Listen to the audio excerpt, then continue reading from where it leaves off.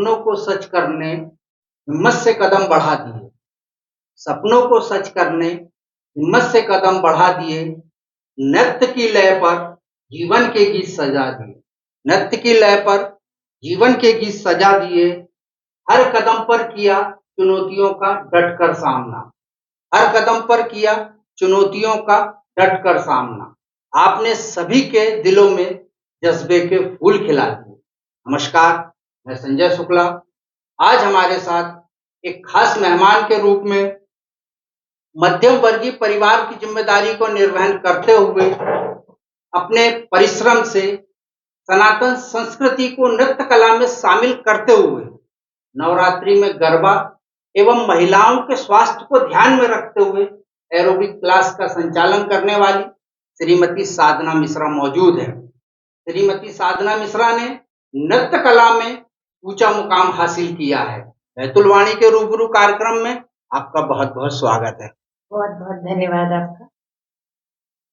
मैं ये जानना चाह रहा था कि नृत्य कला की प्रेरणा आपको कहाँ से मिली और कैसे मिली, इसके बारे में थोड़ा विस्तार से बताइए। जी जी, नृत्य कला की देखिए प्रेरणा मुझे बचपन से ही बहुत बहुत शौक था डांस का। जब मैं छोटी सी थी, जब मैंने कहीं भी देखा कि म्यूजिक बज रहा है, कैसे बज रहा है, क्या बज रहा है, बस मेरे ना हाथ पैर ऑटोमेटिक ऐसा रहता था कि वो धुन को पकड़ के और बस मैं शुरू हो जाती थी। तो मुझे शौक था डांस का, बचपन से? जी जी, रुचि मुझे बचपन से रही है डांस की।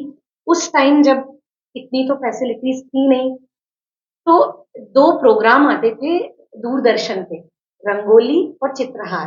तो मैं ना ये दोनों कार्यक्रमों का वेट करती थी, क्योंकि मुझे इनमें गाने सुनने के लिए मिलते थे और कोई तो साधन था नहीं गाने का, क्योंकि हम लोग और बहुत मध्यम वर्गीय फैमिली और ब्राह्मण फैमिली से, तो हमारे यहाँ पिताजी को बहुत ज्यादा इन सब चीजों का शौक था नहीं। तो दूरदर्शन पे ये 2 कार्यक्रम आते थे जिनका मैं बेसब्री से इंतजार करती थी कि गाने सुनूंगी और जो मुझे आता है मैं वो नाचूंगी उस पर। मतलब ये 80 और 90 के दशक की बात कर रहे हो आप, है ना? बिल्कुल जो बिल्कुल बिल्कुल। रविवार के दिन रंगोली सुबह सुबह जो जी आती जी थी, बिल्कुल, रंगोली उसके प्रोग्राम आता था। अपने परिवार में भी कोई नृत्य कला से संबंधित कोई रहा है जिससे थोड़ा बहुत मतलब अवसर मिला हो नहीं अपने नहीं, को सीखने का? बिल्कुल भी नहीं। तो ये जो भी हुआ स्व प्रेरणा से हुआ? हाँ, आप कह सकते हो कि फिर धीरे धीरे ये चीज डेवलप होने लगी जैसे जैसे मैं बड़ी हुई, बट वो वहीं तक सीमित हो गई कि स्कूल के कार्यक्रमों में, हाँ, मेरे टीचर्स को ये बात था कि ये लड़की साधना द्विवेदी, तब मेरा सरनेम द्विवेदी था, तो इसको बहुत इंटरेस्ट है। और ये कुछ भी, उस टाइम ना कोई रिहर्सल होती थी ना कोई प्रैक्टिस होती थी, बेटा तुमको करना है, कैसेट लगा दिया और जाओ, शुरू हो जाओ, ऐसा सीन था। तो मेरे टीचर्स को ये बात पता थी, तो धीरे धीरे वो मुझे नॉलेज में ही नहीं आया कि मैं इतना अच्छा डांस करती हूँ। ये दूसरों को पता था मेरे से पहले, मेरे टीचर्स को। आप पारिवारिक जिम्मेदारी भी का भी पूरी बखूबी निर्वहन करती हैं। जी जी और जैसे आपने बताया कि आप मध्यम वर्गीय परिवार से भी हैं, जी, तो ये दोनों के बीच में अपने शौक को कैसे कायम रख पाती हो आप? बहुत अच्छा सवाल है ये आपका। देखिए, मध्यम वर्गीय परिवार, उसके साथ साथ ब्राह्मण फैमिली में जन्म लेना, और बहुत साधारण, हमारे पिताजी संस्कृत के बहुत अच्छे व्याख्याता और गवर्नमेंट टीचर रहे, उसके बाद हेडमास्टर रहे, अभी रिटायर्ड हैं। तो हम लोग बहुत सामान्य फैमिली, मम्मी मेरी बहुत सीधी सादी सादगी से रहने वाले लोग। बस डांस उतना ही था कि इंटरेस्ट है, कभी कर लिया। फिर, और दूसरी चीज, मेरी जो शादी है ना वो बहुत जल्दी हो गई, एकदम 18 साल में मेरी शादी हो गई थी। तो उस समय तक ये सब चीजें, आप खुद भी इतने शायद मुझे लगता है कि जानते होंगे कि नृत्य को हमारे यहाँ बहुत ज्यादा पसंद तवज्जो नहीं नहीं, किया हाँ, जाता, पसंद नहीं किया जाता। पढ़ाई लिखाई, शादी ब्याह कर दिया, बस ये था। हाँ, मैं अपने स्कूल में एनुअल फंक्शन में, वार्षिक उत्सव में करती थी, और बस 18 साल में शादी हो गई। उसके बाद मेरा डांस पूरा छूट गया। अच्छा। जी, शादी के बाद तो मेरा डांस बिल्कुल छूट गया। बच्चे हो गए, 2 7-8 साल हो गए शादी को। उसके बाद एक समय ऐसा आया मेरे जीवन में कि जब मुझे ना खुद से कुछ लगने लगा कि पिताजी, मैंने शादी के बाद भी पढ़ाई की, उन्होंने मुझे मेरा एजुकेशन करवाया, मैं एमए हिंदी लिटरेचर हूँ। मैं घर में बैठी हूँ, मैं कुछ कर नहीं रही हूँ। मुझे कुछ तो करना है पिताजी। मुझे भी नहीं पता था कि मुझे डांस फील्ड में जाना है। ये चीज मैं मतलब एकदम था कि कुछ भी नहीं था डांस का मेरे लाइफ में कि मुझे इसको एज अ प्रोफेशन बनाना है या आगे चल के कुछ करना है, कुछ भी नहीं था। तो फिर मुझे लगा कुछ करना है, तो मेरे पिताजी ने बोला बेटा देखो तुमने हिंदी लिटरेचर से एमए किया होगा, एक काम करो, प्राइवेट स्कूल्स है उस टाइम, स्कूल प्राइवेट स्कूल में मेरे पिताजी ने मेरा रिज्यूम डलवा दिया टीचिंग के लिए। एक्चुअली मैं टीचिंग के लिए गया था मेरा रिज्यूम। वहां जाने के बाद उन्होंने जब देखा मेरे रिज्यूम में एक था हॉबी लिखा हुआ था डांस, तो उनका कहना ये था कि हमारे पास टीचर्स तो पहले से। हाँ, हमें एक डांस टीचर की तलाश है। और मैंने कहा मैम मुझे आता नहीं, ऐसे मैंने कभी सिखाया नहीं है, मुझे पता ही नहीं है कि कैसे सिखाना है करना और है। गैप मैं भी लंबा हो गया था। गैप भी काफी हो गया था, मैं तब करती थी और इस दृष्टि से एक्चुअली कभी डांस को एक्सेप्ट नहीं किया था कि मैं डांस कभी सिखाऊंगी। तो उन्होंने बोला तुम्हारी हॉबी है, चलो देखते हैं। मुझे लगता है मेरे लाइफ में डांस का प्रोफेशनली टर्निंग पॉइंट वो था, मैं उस चीज को कभी नहीं भूल सकती। तो उन्होंने जब मेरे रिज्यूम में देखा तो बोला ठीक है साधना एक काम करते हैं, यहाँ पर एक बुक रखी हुई है, पोयम की बुक है और बच्चे हैं नर्सरी के। अब आप सोचिए ना वहां कोई म्यूजिक है, वहां कुछ भी नहीं है, आपके पास एक राइम्स है, अब आप बच्चों को कैसे सिखाओगे? तो मैंने क्या किया कि वहाँ हिंदी पोयम की एक लाइक शायद तोता हूँ मैं काइंड ऑफ, तो मैंने उस पे ना एक्ट करके और बच्चों को सिखाया और बच्चे मेरे साथ बहुत इंगेज हो गए। और वो मैम भी मुझे देख रहे हैं कि साधना के साथ बच्चे सच में बहुत एंगेज है। तो उन्होंने मेरा बस वो डेमो लिया, इंटरव्यू लिया और बोला साधना देखते हैं हम आपको as a dance teacher appoint कर रहे हैं। तो भाई मैं भी खुश, क्योंकि डांस तो मुझे पसंद था। बस एक चैलेंज था कि मैं कराऊंगी कैसे। जैसे उन्होंने बोला जैसे आज कराया वैसे आप आगे भी करा। बस।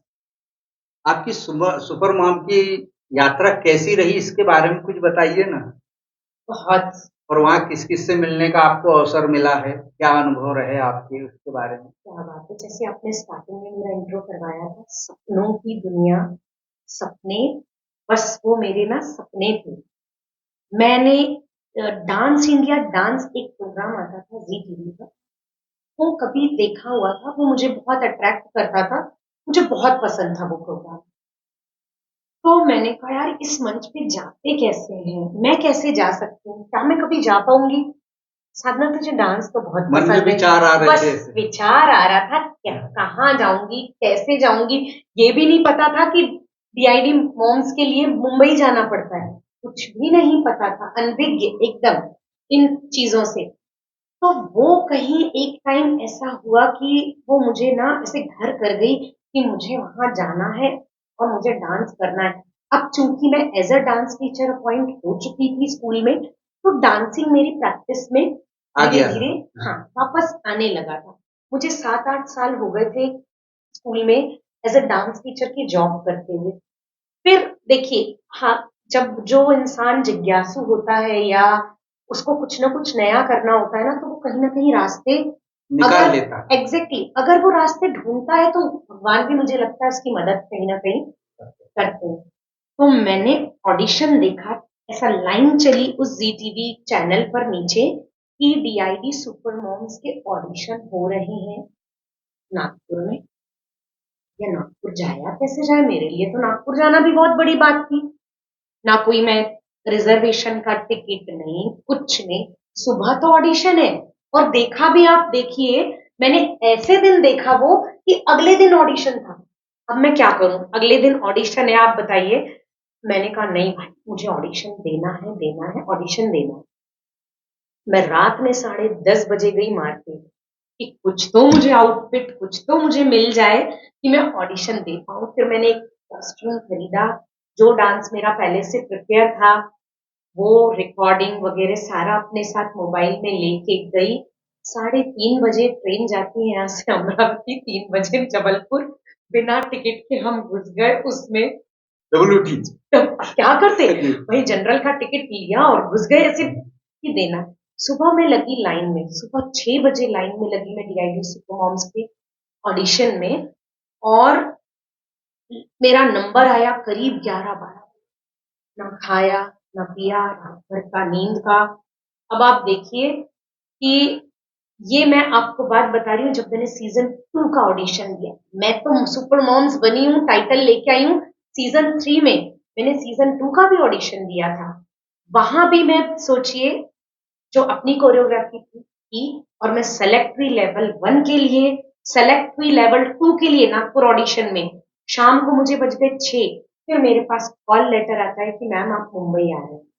मैं लेवल 3 गई, मैंने लेवल 3 क्रॉस किया, मैं लेवल 4 में गई। लेवल 4 होता है जो आप तक पहुंचता है एक्चुअली में, उसके पहले कंटेस्टेंट ऑलरेडी कई राउंड दे चुके होते हैं। लेवल 4 में मैं मेगा ऑडिशन के लिए आई, और मेगा ऑडिशन में मैं बाहर गई। ये था 2014-15। ठीक है, मैं बाहर आ गई। मुझे दुख तो नहीं हुआ, बट हाँ मुझे ये चीज समझ में आई कि साधना तुझे और मेहनत करना है। मैं वापस आई, मैंने स्कूल से सबसे पहले रिजाइन दिया कि मुझे कुछ करना है आगे, और क्योंकि स्कूल में रह के मैंने बहुत कुछ सीखा था, करा था, बट मैं थोड़ा सा बंद गई थी क्योंकि मैं अपने आप को ओपन अप नहीं कर पा रही थी। जो मुझे चीजें सीखनी थी, करनी थी, तो मैं कर नहीं पा रही थी। क्योंकि देखिए, किसी भी संस्था में आप काम करते हैं तो समय आपको देना पड़ता है। मैं जो समय उनको दे रही थी वो समय मैं अपने लिए नहीं दे पा रही। मेरे 3 बच्चे, तो मुझे गृहस्थी भी देखनी होती थी, मुझे बच्चे भी देखने हैं, मुझे स्कूल भी देखना सभी है, जिम्मेदारियों का हाँ, निर्वहन तो करना मैं पड़ अपने रहा आप को कैसे समय दूं। तो वो मेरी मजबूरी थी, दिल पे पत्थर रख के मैंने स्कूल को रिजाइन दिया। क्योंकि आप 7-8 साल जिस संस्था से जुड़ जाते हो, है। आप एक लगाव हो जाता है। वो आपकी एक फैमिली बन जाती है। मैंने रिजाइन दिया, और देखिए रिजाइन देने के बाद क्या कहना चाहिए किस्मत को कि DID मॉम्स आया ही नहीं। अच्छा। 2015 से 16 से मुझे DID मॉम्स का इंतजार करते करते कोविड आ गया, कहीं ना कहीं खत्म भी हो गया था मन में। उम्मीद भी थी, पता नहीं DID सुपर मॉम्स कभी आएगा या नहीं आएगा। सडन मुझे कॉल आता है 2022 में, एक कॉल आता है कि आप साधना मिश्रा बोल रही हैं। मैंने कहा हाँ जी, क्या आप DID सुपर मॉम्स के ऑडिशंस आ रहे हैं, आप इंटरेस्टेड हैं? मेरे चेहरे की स्माइल देख के पूरा घर, मतलब आप सोच नहीं सकते, मेरे हस्बैंड, मेरे बच्चे, मम्मी सुपर मॉम्स आ रहा है। मैंने कहा हाँ बेटा, DID सुपर मॉम्स आ रहा है, उसके ऑडिशंस आ रहे हैं। और 2022 में 17 अप्रैल को लेवल 1 का ऑडिशन आया, जो था भोपाल में। मुझे डेट भी आज भी याद है, 17 अप्रैल। अब मैंने वेडिंग के भी काम मुझे करने के संगी, और सुपर मॉम्स का जब ऑडिशन आया, भोपाल में ऑडिशन देने गई, और ऑडिशन वाज फैंटास्टिक। मतलब मुझे इतना अच्छा वहां पे तालियों के साथ ही खुश हो गए कि आपने बहुत अच्छा परफॉर्म किया है। वहां मैंने लेवल 1 क्रॉस किया, लेवल 2 क्रॉस किया, लेवल 3 के लिए मुझे मुंबई बुलाया गया मई में। मैं मुंबई गई, मैंने लेवल 3 किया। फिर आता है लेवल 4, ऑडिशन राउंड में जो आप स्क्रीन पे देखते हैं।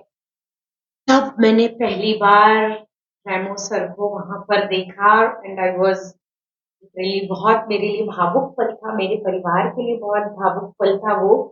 और मैंने जब दिया, ऑडिशन दिया, और मुझे वो सुपर विंग मिला, बाप रे, वो सपना, मतलब वो मैंने जिया है, उस पल को तो मैंने लिटरली बहुत जिया है, क्योंकि वो मेरा सपना था। और वो सुपर विंग ने मुझे आस, एक उम्मीद दिलाई कि साधना, अब तुझे पीछे मुड़कर नहीं देखना है, चाहे कुछ भी हो जाए, तुझे टॉप 12 में जाना है, टॉप 12 के साथ तुझे जितना आगे तू जा सकती है बस आगे चले जा। वो पल मैंने जिया, और मैं DID सुपर मॉम्स में सेलेक्ट हुई, टॉप 12 में सेलेक्ट हुई। हाँ, जर्नी बहुत कठिन है। आप, जितना आसान दिखता है स्क्रीन पे उतना आसान होता नहीं है।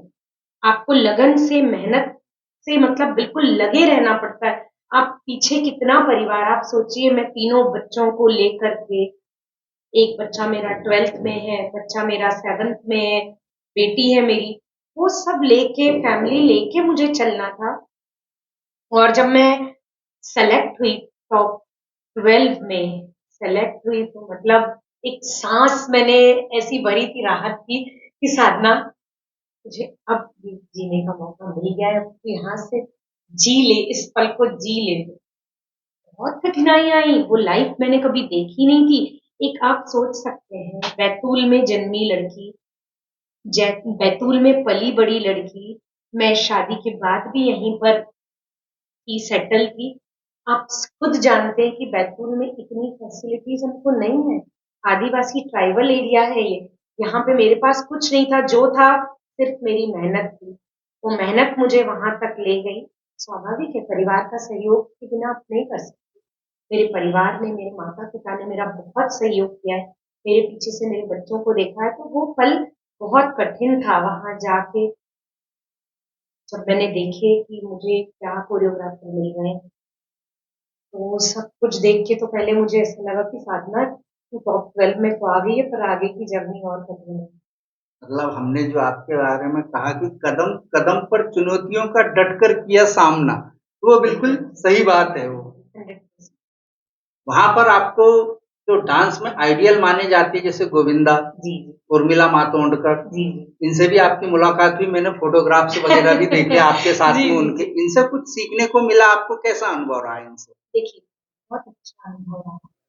ऑब्वियसली गोविंदा जी तो आइडियल हैं ही, उनके वो एक्सप्रेशन किंग कहे जाते हैं बॉलीवुड में, तो वो तो थे ही। उर्मिला मैम अपने आप में बहुत अच्छी डांसर है, बहुत कुछ है, बट मैं इससे भी ऊपर अगर किसी को मानती हूँ, तो देखिए जो उनको वहां तक पहुंचाते हैं, वो जिनको बहुत अच्छा डांसर बनाने के पीछे जिनका हाथ होता है, जो कोरियोग्राफर्स होते हैं, तो मैं उन सबके लिए कि बिना उनके एक अच्छा डांसर डांसर नहीं बनाता है।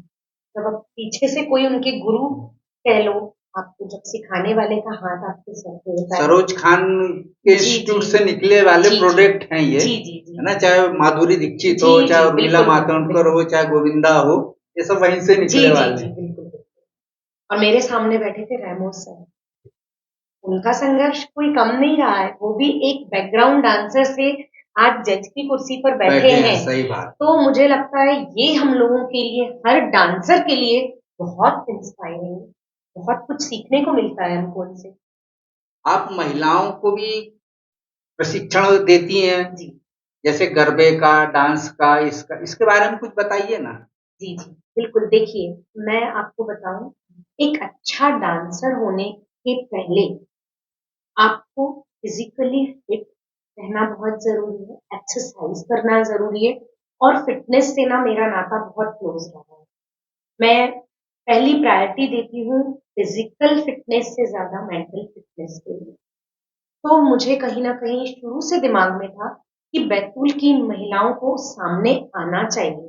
वो क्यों ही घर में रहकर बहुत मेहनत करती हैं, सब काम करती हैं, सब में कोई ना कोई टैलेंट होता है, बट कहीं ना कहीं वो पीछे रह जाती हैं।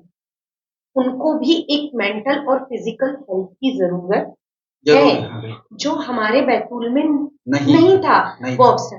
तब मुझे लगा कि हाँ, मैंने सबसे पहले डांस क्लास के साथ साथ चालू किया था एरोबिक और जुम्बा क्लासेस।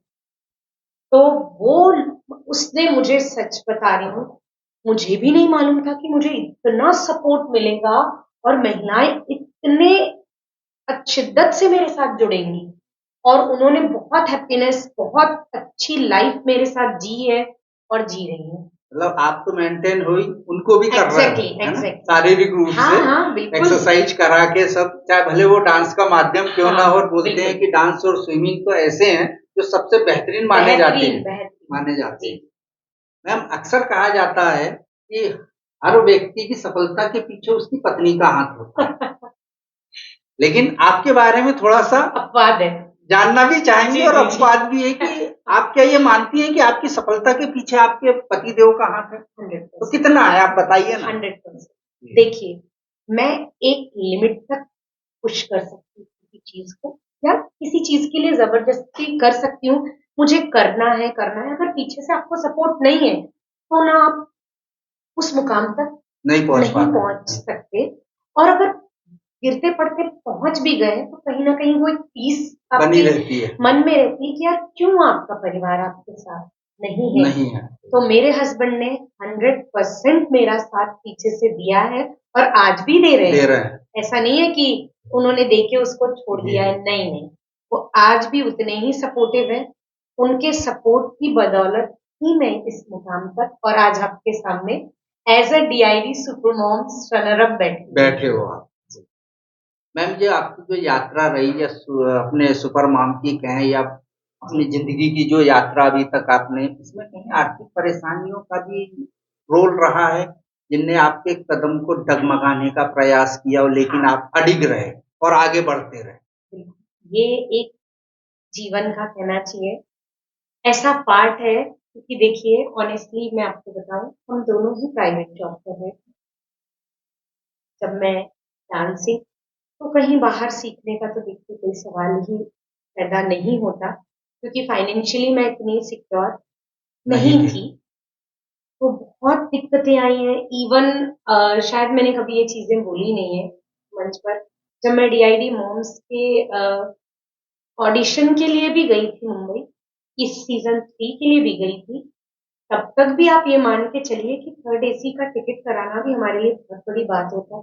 वो टिकट्स कराने में हम लोगों का बजट बिगड़ जाता है बिल्कुल सही बात। कि भाई मैं अगर आज मुझे हम चारों पांचों जन को सदस्यों को पांचों को मुंबई जाना है और आना है, तो आप सोचिए हमारा 10 15 20 हजार का खर्चा तो सिर्फ टिकट्स में आ जाता निकल है। जाता है। क्योंकि वहां स्टेशन में तो बैठना नहीं है आपको, या आप मुंह पे टेप लगा के तो नहीं बैठ सकते हो ना। आपको भूख भूख भी लगेगी, प्यास टैक्सी भी भी लेना लगेगी, है। टैक्सी भी लगेगी, ऑटो भी लगेगा, आप कितना भी कम करेंगे। तो बहुत स्ट्रगल रहा है फाइनेंशियली मेरे लाइफ में, बहुत स्ट्रगल रहा। और दूसरा एक पहलू ये कहूंगी, उस देखिए आप जब चलने लगते हैं ना किसी राह पर, तो लोग आपको सपोर्ट भी करते हैं। कुछ लोग ऐसे रहे हैं सपोर्टिव, आज भी है मेरे लाइफ में, जिन्होंने मेरा एक फ्रेंड सर्कल कह लूं, मेरा परिवार कह लूं, मेरे माता पिता कह लूं, उन्होंने मुझे फुल सपोर्ट किया है, हर तरह से किया है। आर्थिक सपोर्ट से लेके पारिवारिक सपोर्ट से लेकर के मेरे फ्रेंड सर्कल ने बहुत सपोर्ट किया है। मैं उन सबकी जीवन भर ऋणी रहूंगी जिन्होंने मेरा सपोर्ट किया है। वो आज भी कर रहे हैं, वो आज भी कर रहे हैं। अभी तक आपको मैम कितने पुरस्कार मिल चुके हैं? सच बताऊं मैंने कभी गिने नहीं है कि एक कितने फिर पुरस्कार भी एक टेंटेटिव, ताकि जो नए प्रतिभा है उसी के लिए बताइए कि कम से कम उनको भी प्रोत्साहन मिल सके, इसलिए। देखिए आप जैसे ही लोग हैं जैसे कि कई बार इसे किसी न किसी प्रतिभा सम्मान का आयोजन करते हैं, उसमें मुझे बुलाया गया। अभी रिसेंटली ही तेजस्विनी पुरस्कार हुआ था जिसमें मुझे सम्मानित किया गया। अ, सामाजिक परशुराम हमारा ब्राह्मण समाज का है, उन्होंने मुझे पुरस्कार दिया। दैनिक भास्कर से मुझे पुरस्कृत किया गया है, पत्रिका न्यूज चैनल से मुझे पुरस्कृत किया गया है। तो समय समय पर मुझे लोग सम्मान, सम्मानित करते हैं। बिल्कुल बिल्कुल। सुपर मॉम की जो आपकी यात्रा थी उसके पहले आप अपने आप को एक आम लेडी समझती थी, मैं आज भी और सुपर मॉम की यात्रा के बाद क्या सेलिब्रिटी बन गई हैं, ऐसा? देखिए ये दृष्टिकोण है आप लोगों का, और आप सबका सच बताऊं बैतूल वासियों का बहुत प्यार है कि वो मुझे as a super mom detect करते हैं, बोलते हैं, जानते हैं। पर मैं आज भी वही हूँ जो पहले थी।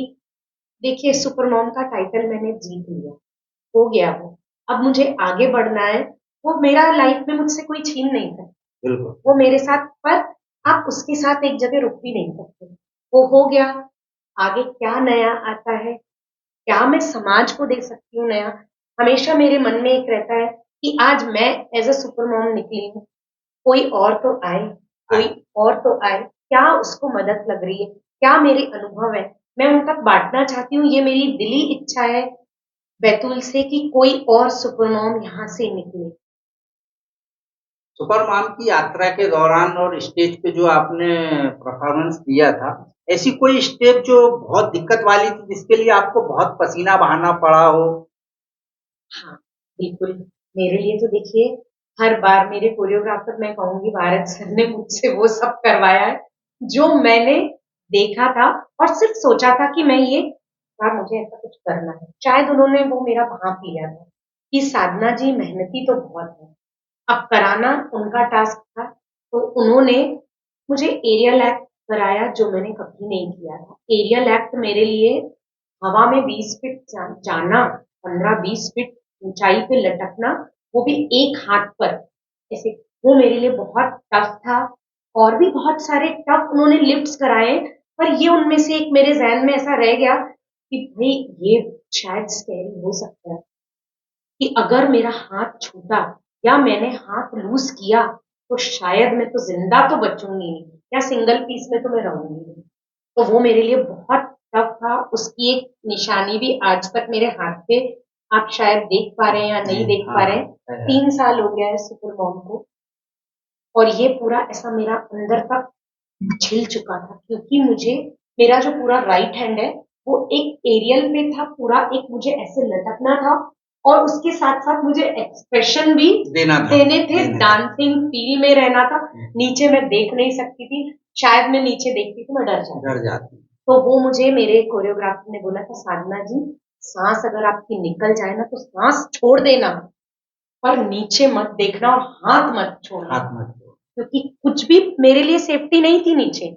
और कैसे ही रखते वो 360, आप इतने बड़े एरिया में सेफ्टी नहीं रख संभव ही सकते, नहीं है, संभव नहीं संभव है। ही नहीं है। तो इवन उस दिन अगर शायद आप वो मेरा एक्ट निकाल के देख पाए, इश्क बिना किया था मैंने उस पर, तो मेरे यहाँ पर व्हाइट कलर का पूरा बैंडेड है, सर के भी पूरा बैंडेड था, पूरा ब्लड निकल रहा था और पूरा छिल चुका था। और उस दिन मुझे परफॉर्म करना था जिस दिन चोट ज्यादा गहरी ज्यादा थी, गहरी थी। किया वो, क्योंकि वो उस टाइम चोट नहीं दिखती है, उस टाइम आपको सिर्फ परफॉर्मेंस दिखता है कि आपको परफॉर्मेंस करना है। और मैंने एक नहीं, मुझे तो एरियल क्वीन का भी वहां पे आप फिनाले एक्ट देखेंगे, मैंने 3-4 एक्ट एरियल के किए हैं वहां पे। तो वो मेरे लिए बहुत बड़ी, मेरे लिए खुद के लिए बहुत बड़ी बात और है। यादगार भी रहेगी हाँ, हमेशा। यादगार, मुझे स्टैंडिंग भी मिला है उसमें, सर्वोत्तम परफॉर्मेंस भी मिले हैं मुझे उसमें। तो बहुत अच्छी जर्नी मैम रही है। इस बार नवरात्रि आ रही है, आप जी गरबा करवाते हो, जी जी। तो बड़े जोर शोर से हाँ होता है हाँ, आपका। बिल्कुल। इस बार आपकी क्या योजना है नवरात्र को लेके?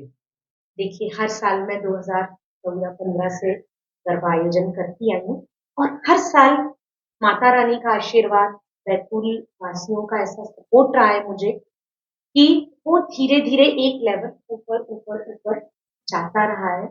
और इस साल भी हम लोग गरबा का साधना डांस अकेडमी आयोजन करने जा रही है केसर बाग में, बहुत अच्छे स्तर पर। तो मेरी सभी महिलाओं से, बच्चियों से, सभी से एक रहेगी रिक्वेस्ट कि आप आइए, ज्वाइन कीजिए। हर साल हम किसी ना किसी सेलिब्रिटी गेस्ट को मुंबई से बुलाते हैं, कोशिश करते हैं कि एक पारिवारिक और बहुत ही अच्छा माहौल रहे, आप खूब जी भर के गरबा को एंजॉय कीजिए। क्योंकि मैं गरबा, मतलब मेरे लिए ना, आप अभी मैं यहाँ बात कर रही हूँ, आपने गरबा वर्ड बोला है ना, तो मुझे बस वो ऐसे दिखने लगता है मेरे सामने, गरबे का पूरा सेटअप आ जाता है कि बस लोग खूब एंजॉय करें, खूब अच्छा आयोजन में भाग लें, पार्टिसिपेट करें, आप सब सहयोग भी प्रदान करें। मैं ये भी आपसे रिक्वेस्ट कर रही हूँ, जिस तरह का भी आप सहयोग, देखिए हम जितने भी, मैं अपने साथ साथ बाकी लोगों के लिए भी कहूंगी कि हर कोई चाहता है कि बैतूल में एक अच्छा कार्यक्रम हो, उसके लिए हम अकेले तो प्रयास करते हैं, बट वो कहीं ना कहीं पूरे नहीं पड़ते हैं। भैया जैसे हमेशा नवनीत भैया से मैं सिर्फ एक बार बोलती हूँ कि भैया जो आप सहयोग कर सकते हैं, भैया सिर्फ हाँ साधना बता दो क्या करना है। बहुत सारे ऐसे लोग हैं जो, जिनको मैं बोलती हूँ कि भैया ऐसा ऐसा सहयोग लग रहा है, करते हैं, कर देखो। हाँ हाँ, मैं आप सबके आभारी भी हैं। बहुत बहुत आभारी हूँ मैं, और हमेशा अपेक्षा रखूंगी कि ये आप सबका प्यार और आशीर्वाद बना रहे। बना रहे। बहुत संघर्षपूर्ण आपकी यात्रा रही मैम, जी शुरू से अभी तक के जिस हिसाब से आपने बताया है। जी तो 2 लाइन मैंने आपके लिए लिखी है विशेषकर, जी। उम्मीद करता हूँ आपको पसंद आएगी।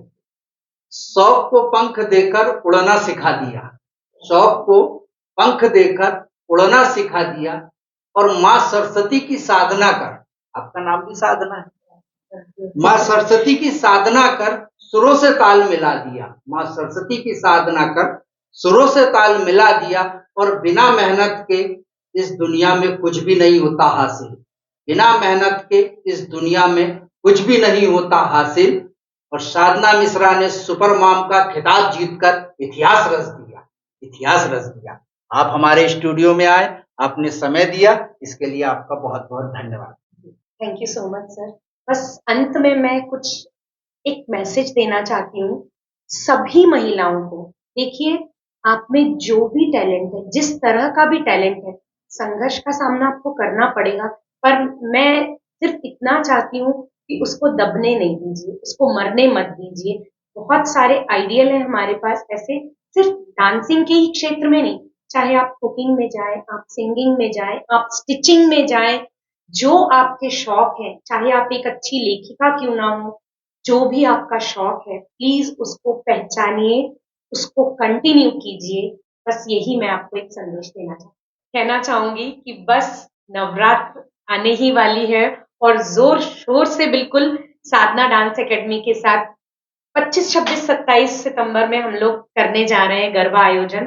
तो आप बिल्कुल उसमें भाग लीजिए और ज्वाइन कीजिए। Thank you.